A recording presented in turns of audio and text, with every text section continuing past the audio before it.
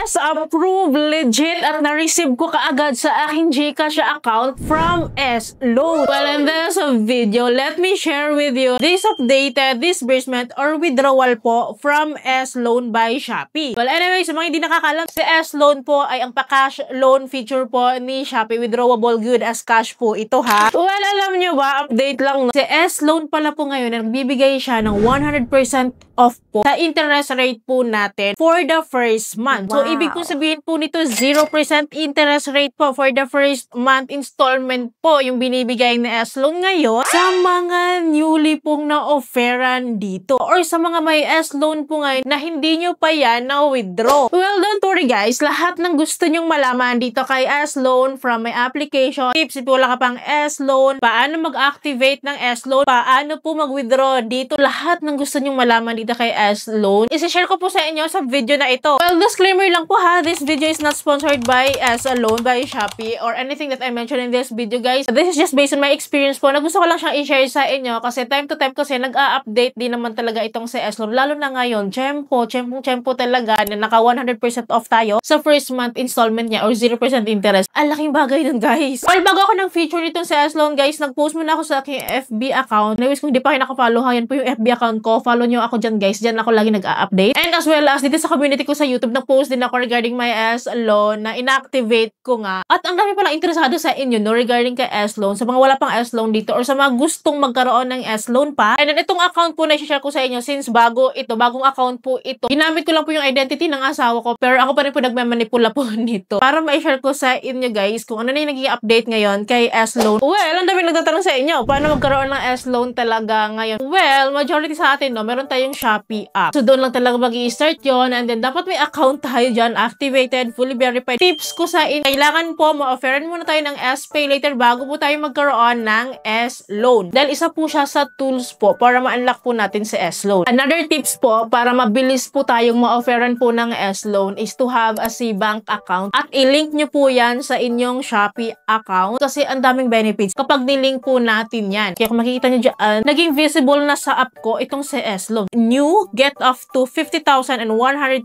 discount voucher. Grabe no? Alala nang pa-promo ni S-Loan ngayon ha. So kinlink ko siya. And then guys, may pa-welcome gifts nga po sila sa mga bago pong nag-activate ng kanilang S-Loan. Kaya i-check nyo yung mga S-Loan na baka pwede na kayong mag-avail dyan. 100% off first month interest valid until September 30 lang. Kaya humabol kayo sa mga may S-Loan dito. Anyways no, if ever naman mag-love siya by September 30, magkakaroon pa din po yan ng promo. Well, anyways po, ang kagandahan kay S-Loan po, nag-offer po siya ng up to 100,000 pesos para makita po natin kung magkano po talaga yung loan offer po sa atin ni S-Loan. We need to activate it first. So, hindi porket nag-activate po tayo is nakapangutang na po tayo. Hindi po siya ganun. Inactivate lang po natin para makita natin kung magkano po yung loan offer nila sa atin. So, kinlik ko po itong activate now. And then guys, magsasend po sila ng verification code sa mobile phone number po na nakaregister po sa ating Shopee account. And then after po natin ma-enter yung verification code po, no? So, dito po tayo sa ID verification. Don't worry po, hindi naman po natin kailangan na mag-fill up dito. We need to review lang yung ating information na in-input dito kasi meron na kasi tayong information dito, diba? Since nag-activate na ako ng S-Pay later, verified naman yung account ko dito, may personal details na po sila sa atin. Kaya ang gagawin lang po natin, i-review lang po natin. Kung gusto natin palitan, pwede naman. Just like this one sa ating ID verification at sa ating additional information po, including our personal information, employment, address po, secondary contact or the emergency contact po. Isa lang naman yung hinihingi po nila dyan. So, i-double check lang po natin yung details natin dito, no? Kung ito pa din yung mga detalye na ito. And kung may mali naman po, or kung gusto natin palitan, pwede natin palitan po. Well, anyways, kinonfirm ko lang po ito. And then, mag-undergo po tayo ng facial verification po. Then, right away po, application is under review. Ganun lang siya kabilis mag-activate, guys. Wala tayong masyadong kuskus balungos dito. Well, for you to have an idea, before po, mabilis lang mag-activate si S-Loan, no? Parang real-time po yung result. Pero ngayon po, 10:43 AM po akong nag-activate po. And then, alam nyo ba, matagal pala siya mag-review ngayon. Hindi siya real-time, guys. Para talagang manual reviewal sila po dito. No? 5 PM ko na na-receive yung notification po dito na ako daw po na successfully activated na daw po yung S-loan ko. 6,250 po sa first loan. Grabe mataas na to, no? Kasi pataas naman ng pataas to in the long run. So, syempre, this time po, isi-share ko sa inyo paano po mag-cash out or mag-withdraw po ngayon ng S-loan to our GCash account directly. So, click lang po natin tong withdraw loan. Kung mapapansin nyo po dito, yung input loan amount po is nabawasan po siya ng 50 pesos. 6,200 na lang po. Di ba 6,250 po yung aking offer? Hindi po pwede yung butal po na 50 pesos. So, kailangan nasa hundreds lang siya. Kaya 6,200 lang yung pwede kong ma-loan dito. Ngayon, guys, meron siyang installment term sa akin from 3 months up to 9 months. So, 3 months lang yung kukunin ko po dito. The shorter the repayment plan, the lower the interest rate, of course, no? Kasi pare-parehas lang po siya ng interest rate monthly. 4.95% po ang standard po ni S-loan. Well, ito na nga. May voucher po tayo dito na 100% off for the first month. Guys, yung loan protection dito, na-waive siya. Kaya winave ko po siya para hindi naman siya dumagdag din sa interest monthly po, no? So, ang amount po na ma-receive ko na lang po sa 6,200 is 6,138. So, ganun pa din po. Meron pa din pong kinukuha po sa S-loan na admin fee po na 1%. Kaya po hindi po buong matatanggap po sa S-loan talaga. So, malit lang naman 1% of the whole loan amount po natin. And ito nga pala yung monthly repayment ko for 3 months to pay po. Sa first month, it is what it is. 0%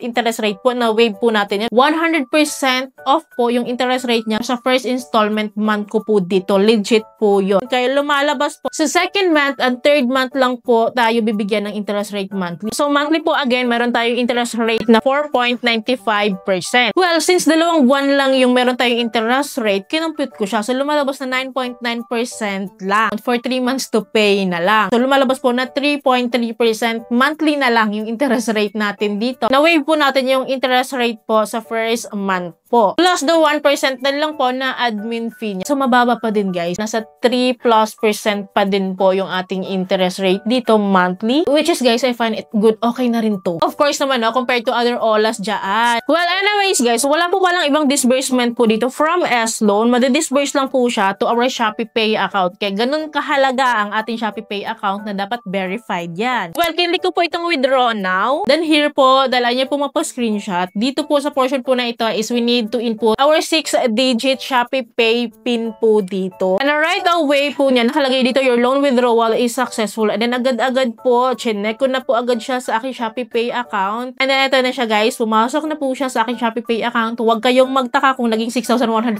yan kasi may balance po ako dyan na 11 pesos. Pero guys, ang pumasok lang po talaga sa akin is 6,138. It is what it is po. So ngayon, dahil nasa ShopeePay account na po natin ito, marami ng paraan para magamit natin ito. Pwede natin siya i-cash out, of course. Pwede rin natin siyang gamitin pambayad sa ating ShopeePay orders, pambayad ng bills. But ito yung gustong-gusto kasi natin, yung i-cash out natin siya. So, ang method po natin ngayon is from ShopeePay to our GCash account. I-click lang po natin yung send money. Well, anyways, guys, pwede po natin siyang i-send sa ating Cbank account. Kung na-link nyo na yung inyong Cbank account dito sa inyong Shopee account, walang bayad, walang fees. And then from Cbank account, pwede nyo siyang i-transfer sa GCash account or bank account. So, wala ding bayad yun. Yun yung pinakamagandang marirecommend ko. Pero since, guys, ang daming nagdedemand sa inyo kung paano i-withdraw si S-loan directly to our GCash account. So, yun na nga, na-withdraw natin and then napunta sa ShopeePay ngayon to our GCash account naman. So, under po ng send money, i-click lang po natin tong e-wallet and then pipili tayo kung anong e-wallet. So, of course, si GCash yung pinili ko. And then after po nito, we need to enter the amount po na isi-send po natin to our GCash account. 6,1 lang po yung in-enter ko, no? Para may pan-load-load ako ditong natitira. Anyways, no? Dito po pala, meron po siyang charge. 15 pesos for every transaction. 15 pesos lang naman, pero sayang pa din naman yun. Ano? Sa 6,100 pesos, guys, nag-total ako ng 6,115 because of the 15 pesos na admin fee po. And then right after po nito, mag-i-enter na naman po tayo ng ShopeePay PIN and then after po niyan, na-receive ko po agad sa aking GCash account. Real time po yun. Guys, ganoon lang po kadaling mag-withdraw dito kay S-loan. So, binigay ko sa inyo yung full process niya from activation up to the disbursement. Masyadong mahaba na yung video na ito, no? Kung madami pa po tayong i-discuss dito. Kaya if ever po, you can comment down below po yung mga concern nyo po regarding SPayLater,